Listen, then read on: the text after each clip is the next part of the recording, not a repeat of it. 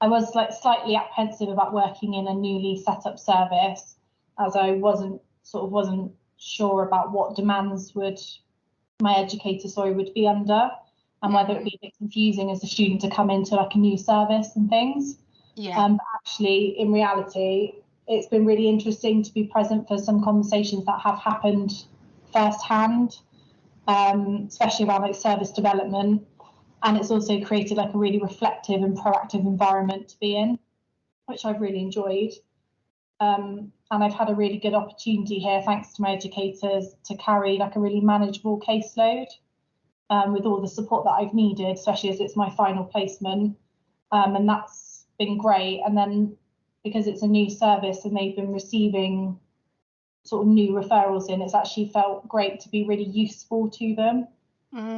When picking up a caseload, which I would be expected to do, it's actually been really good to be another sort of helpful pair of hands. It's really nice as a student to feel that you're being useful and not a hindrance or anything like that. So that's been really cool. So I've really enjoyed learning about primary care, because it's not a care system I was really aware of at all. So I've just really enjoyed sort of stepping into this world, really, and it is very different from secondary care.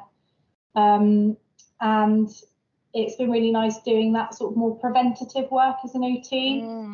So getting to service users, not all the time, but getting to them before they're in crisis or they've had a hospital admission, and that feels like really valuable. So that's been really nice to be a part of.